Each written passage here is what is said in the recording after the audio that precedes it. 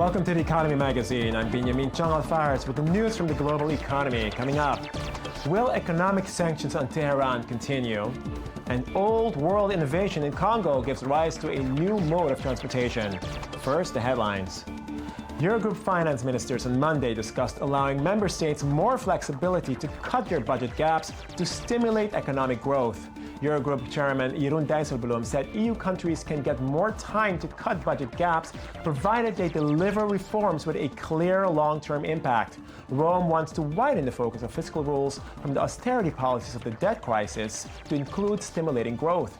And as Italy may only reach structural budget balance later than the already twice postponed target of 2017, it wants the European Commission to allow it to use more money to stimulate growth.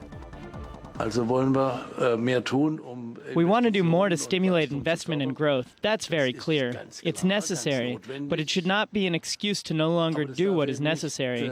That is always the danger with the given complex European structures, that we don't have the right incentive system so that national governments and parliaments don't take unpopular decisions that are necessary. Samsung on Tuesday said its second quarter operating profit would probably plunge 25% from a year ago to $7.1 billion.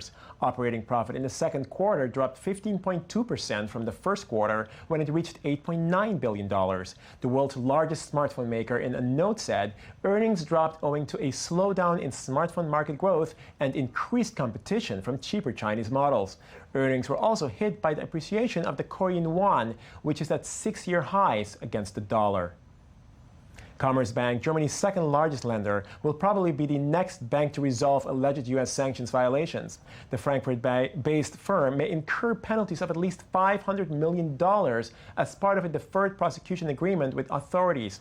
U.S. authorities are investigating whether it breached rules regarding Iran, Sudan, North Korea, Myanmar, and Cuba.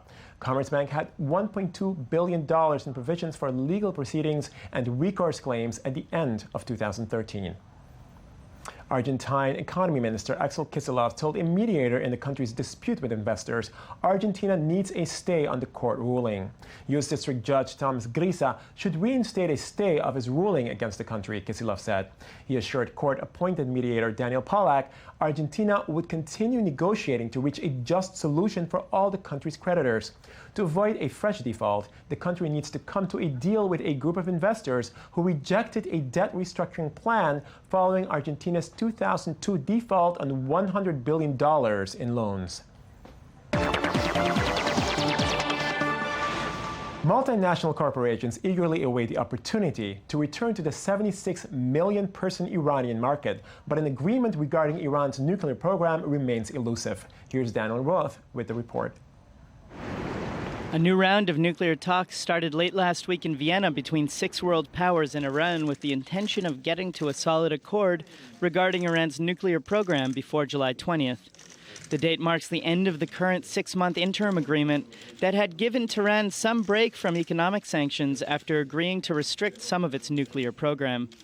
As turmoil grows in Iraq and throughout the Middle East, and with the risk of Israeli airstrikes if negotiations fail, the stakes may be higher than normal in getting an agreement on paper. Sanctions so far have limited international companies and countries from doing business with Iran, but not everyone has been keeping away. BNP Paribas recently paid a nearly $9 billion fine for breaking sanctions on Iran and others, and Russia has been eyeing a 500,000 barrel per day oil deal with Tehran. Indeed, opening up the 76 million person Iranian market could be a boon for international companies. The purpose of these negotiations is to get those assurances and those proofs down in black and white on paper in a good agreement that everybody is happy with. So that is what we're here to do. As they say, the E3+3 will work with determination under the leadership of Catherine Ashton to achieve that. The West aims for Iran to keep enrichment capacity below the weaponizing point, while Tehran says they need to be able to power a network of nuclear plants, which have yet to be built. The mandate given to High Representative Ashton is to negotiate on behalf of the international community to get an agreement with Iran that reassures the international community once and for all definitively and verifiably that the Iranian nuclear program is only for purely peaceful purposes. Western officials have said that the talks may need to be extended, which means that the current political economic situation may not shift in large measure in these coming weeks. And we're joined today by Clarity Capital founder and CEO, Tal Keinan. Mr. Keinan, thanks for joining us. Thanks for having me. I understand that you are a former senior Israeli Air Force officer. You're also, of course, the founder and CEO of Clarity Capital today. You wrote last year regarding the Iranian nuclear program being more of a threat to global energy markets than to Israel. And with, as we see the world now, with Iraq essentially completely unstable and Iran essentially poised to take over or to have more of an influence on Iraq and on its oil reserves, it might actually be coming to pass. What exactly is this threat that Iran has to Iraq? Right. So, yeah, I think it all expresses itself in energy markets at the end of the day. We have to remember that the backdrop is a very tentative exit from this global economic crisis. We're nowhere near out of the woods, so very vulnerable as a global economy. And if you look at the outcomes from the possible outcomes from the Iranian talks today, there are really three. There's a nuclear-armed Iran, there's a military confrontation, and there's sanctions working. I don't really see any other option. Right. The first two, I think, could potentially be a real threat to the global economy through energy prices. I'll take you through the first, what could be happening today. A nuclear Iran or a confrontation. Exactly. Right. So nuclear Iran, I think the Iranian ambitions for nuclear power are clear and reasonable from an Iranian perspective. It's a neighborhood where it's probably not a bad thing to be equipped in that way. We see Iranian ambitions in southern Iraq. It's a Shiite-dominated part of Iraq. It's where the oil is. I was going to ask, can you illustrate exactly why this is important for our viewers? What about southeastern Iraq that is so irrelevant to this? Well, look, it's where the oil is in Iraq, or most of the Iraqi oil is in the south. So if you took Iranian proven reserves plus southern Iraqi proven reserves, that would take Iran to nearly 18% of global reserves. Global reserves. Global reserves. Okay. So that's a big number. That's a very big number. So to have a nuclear-armed state having just committed a belligerent or quasi-belligerent act, which is, again, not very far from what's happening already today. Essentially similar to what happened with Russia going into Crimea. Yeah. And having the support of Russian separatists within the region that they go into, so to speak. Just that Crimea is not within rocket range of 65% of the world's proven reserves, which Iran is. And so this is a very, very vulnerable, obviously, vulnerable part of the world. So that's one outcome that I think is obviously problematic. The second, if there is a military confrontation, I think, the planners would have to take into account the idea of a Iranian reaction against Saudi targets. Ras Tanura is 100 miles away from Iranian soil. And Saudi Arabia has how much of the world global reserves? 20. About 20%. Okay. So Ras Tanura itself is a terminal that processes over 10% of global supply on a daily basis.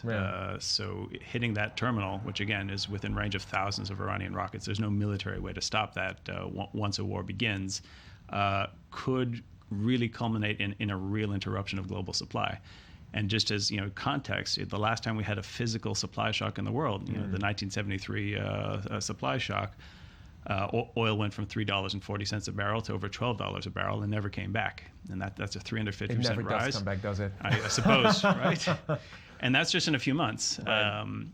Now, if you kind of extrapolate that to today, which I wouldn't do necessarily, but let's just say it's a scenario that we shouldn't rule out. Today we pay about $100 a barrel. $100 a barrel. So the equivalent would be $350, but let's not even go there. If we went to $200 a barrel, industrializing economies like China's and India's are totally dependent on the price of oil for their continued growth. An economy like Japan's, who shut down its nuclear reactors, is now massively dependent on oil as an energy source and imports 100% of its energy from the Middle East. Needless to say, and I'm going to say it anyways, China, Japan, India, these are the places that produce the majority of whatever we use today. Yeah, no around question. the world, right? So we're definitely in a very vulnerable position as a global economy to any kind of a serious spike in the price of oil, and I think that's really where the focus should be. This is not a specifically Middle East problem; it's a global problem. Now there are economic beneficiaries of this at the end of the day as well. I think the Russian economy is very dependent on commodity exports, as an example. High prices are not bad for the Russian economy. So it's not entirely in their interest to go against Iran, obviously. I think think that would be accurate. Yeah. Okay. But then we have Canada and US as well, don't we? I mean, like, they essentially also would profit from... Yeah, so I would say first of all, U.S. foreign policy. I think many people in the world might see it differently, but I do think has a very responsible component. The U.S. is probably the most responsible global hegemon, for lack of a better word, that we've ever seen. So I think U.S. foreign policy has been generally responsible. So even if it is, let's say from 2015, 16, 17 forward, a net exporter of energy. In which case, there might be a kind of a near-term interest in a spike. I don't think the United States behaves from a foreign policy perspective on those lines. And again, a global recession, let's just be clear, will really hurt everyone long-term. Long-term. Well, thank you very much, Mr. Tal Keinan, founder and CEO of Clarity Capital. Thanks for joining us, for enlightening us about the threat of Iran on the global energy market. Part bicycle, part wheelbarrow. The Chukudu is the main delivery system in the North Kivu province in the east of the Democratic Republic of Congo. And the so-called chudeurs play a central role in keeping goods rolling in this chaotic city of 1 million people. The details follow in the next report. Rolling down these hills on a huge man-powered scooter isn't a simple task. And yet this strange machine, the Chukudu, is the main delivery system in the North Kivu province in the east of the Democratic Republic of Congo. It's a hard job transporting heavy sacks of potatoes or coal down into the provincial capital, Goma, and then back up the hills again. But the rewards are considerable. Chukudus is a lifeline. I can pay for my children's education. Depending on what God has in store for me, I can make between 3,000 and 5,000 CFA francs a day. That's $6 to $10 per day, a good income in this impoverished region which is still recovering from years of conflict. Part bicycle, part wheelbarrow, the Chukudu was invented here in Kimbumba in the 1970s. At first, they were only made of wood and extremely hard to maneuver. But over the years, the design has evolved, and thanks to craftsmen like Paulin, some machines now carry up to half a ton.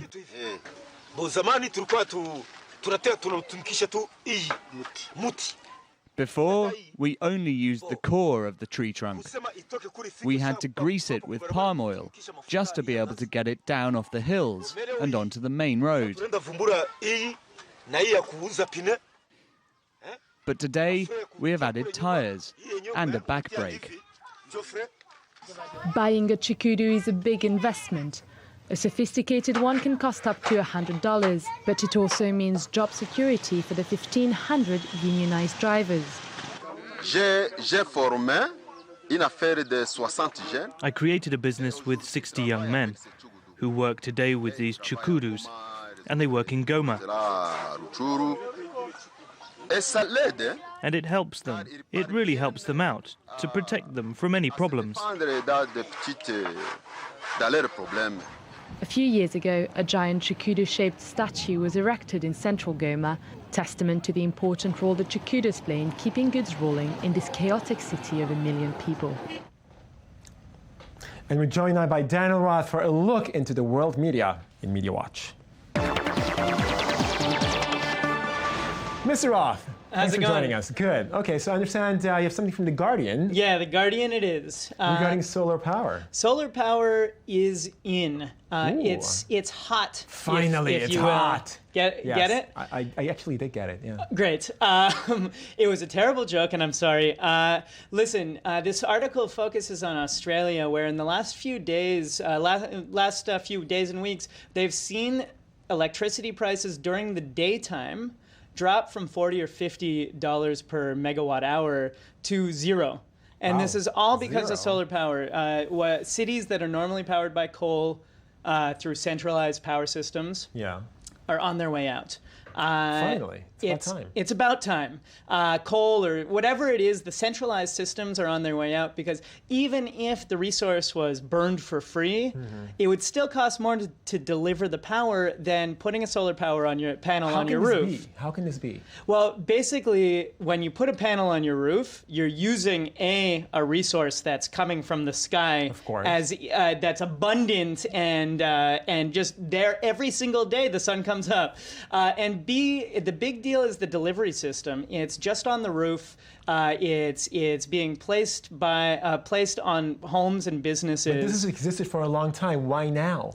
Right now, it's becoming a much, much bigger deal because we're seeing changes in the environment, because we're seeing changes in technology, and because of these changes in technology, people are starting to hop on board because the educational level, the cultural level is shifting along with the technological level. The world is ready, in other words. Thank you very much, Daniel Watt, for a little words on solar power and how it's taking over. Thanks very much for watching The Economy Magazine, your daily source for economic and financial reports at I-24 News. I'm Benjamin Chalafaris. Continue watching us and see you again tomorrow.